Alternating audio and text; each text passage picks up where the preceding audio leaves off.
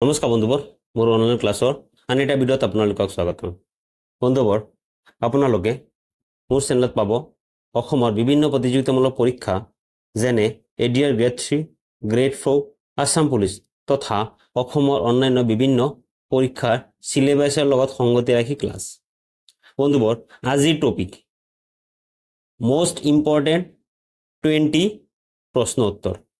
অৰ্থাৎ আজি ভিডিঅ'ত আমি 20টা গুৰুত্বপূৰ্ণ প্ৰশ্ন চাম বন্ধুবোৰ বিগত এক্সামত যি প্ৰশ্ন আহিছে যি সদায় আহে তেনেকুৱা 20টা প্ৰশ্ন লৈ আপোনালোকৰ আগত আহিছো বন্ধুবোৰ সম্পূৰ্ণ ভিডিঅ' চাব ভিডিঅ'খন যদি আপোনালোকৰ বাবে হেল্পফুল হয় তেনেহলে ভিডিঅ'খন লাইক কৰিব কমেন্ট কৰি জনাব আৰু বন্ধু বান্ধৱীৰ লগত শেয়াৰ কৰিব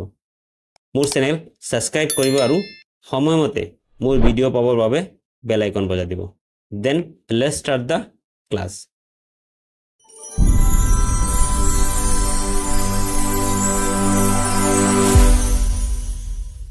আজি প্ৰথম প্ৰশ্ন বৰপেটা সত্ৰ কোনে প্ৰতিষ্ঠাতা কৰিছিল বৰপেটা সত্ৰ কোনে প্ৰতিষ্ঠা কৰিছিল তাৰ উত্তৰ মাধৱদেৱে বৰপেটা সত্ৰ প্ৰতিষ্ঠাতা কৰিছিল 2 নম্বৰ প্ৰশ্ন ইয়াণ্ডাবু সন্ধি কিমান চনত হৈছিল ইয়াণ্ডাবু সন্ধি কিমান চনত হৈছিল উত্তৰ 1826 চনত 1826 চনত ইয়াণ্ডাবু সন্ধি হৈছিল 3 নম্বৰ প্ৰশ্ন স্বৰাজ পাৰ্টিৰ অসমৰ প্ৰতিনিধি কোন আছিল স্বৰাজ পাৰ্টিৰ অসমৰ প্ৰতিনিধি কোন আছিল উত্তৰ তৰুণৰাম ফুকন স্বৰাজ পাৰ্টিৰ প্ৰতিনিধি আছিল অসমৰ 4 নম্বৰ প্ৰশ্ন অসম সাহিত্য সভাৰ প্ৰথম অধিৱেশন ক'ত হৈছিল অসম সাহিত্য সভাৰ প্ৰথম অধিৱেশন ক'ত হৈছিল উত্তৰ শিৱসাগৰত অসম সাহিত্য সভাৰ প্ৰথম অধিৱেশন হৈছিল বা বৈঠক হৈছিল 5 নম্বৰ প্ৰশ্ন ময়ূৰ দ্বীপৰ জনপ্ৰিয় নাম কি উত্তৰ উমানন্দ হল ময়ূৰ দ্বীপৰ জনপ্ৰিয় নাম প্ৰশ্ন অসমৰ এটা প্ৰসিদ্ধ বিল হাফলং লেক কোন জিলাত অৱস্থিত অসমৰ এটা প্ৰসিদ্ধ বিল হাফলং লেক কোন জিলাত অৱস্থিত উত্তৰ শোণিতপুৰ জিলাত অসমৰ এটা প্ৰসিদ্ধ বিল হাফলং লেক অৱস্থিত 7 নম্বৰ প্ৰশ্ন 1972 চনৰ আগত অৰুণাচলক কি নামেৰে জনা গৈছিল 1972 চনৰ আগত অৰুণাচলক কি নামেৰে জনা গৈছিল উত্তৰ NEFA north east frontier agency NEFA বুলি জনা গৈছিল অৰুণাচলক 1972 চনৰ আগত 8 নম্বৰ প্ৰশ্ন অটল টেনেল ক'ত অৱস্থিত উত্তৰ হিমাচল প্ৰদেশত অটল টেনেল অৱস্থিত 9 নম্বৰ প্ৰশ্ন ভূপেন হাজৰিকা সেতু কোন নদীৰ ওপৰত স্থিত উত্তৰ লোহিত নদীৰ ওপৰত ভূপেন হাজৰিকা সেতু স্থিত 10 নম্বৰ প্ৰশ্ন বুসু উৎসৱ কোন জনজাতিৰ লোকে পালন কৰে উত্তৰ ডিমাছা জনজাতিৰ লোকে বুসু উৎসৱ পালন কৰে 11 নম্বৰ প্ৰশ্ন লতাকটা যুদ্ধৰ সময়ত আহোমৰ ৰজা কোন আছিল উত্তৰ ৰাজেশ্বৰ সিং আছিল লতাকটা যুদ্ধৰ সময়ত আহোমৰ ৰজা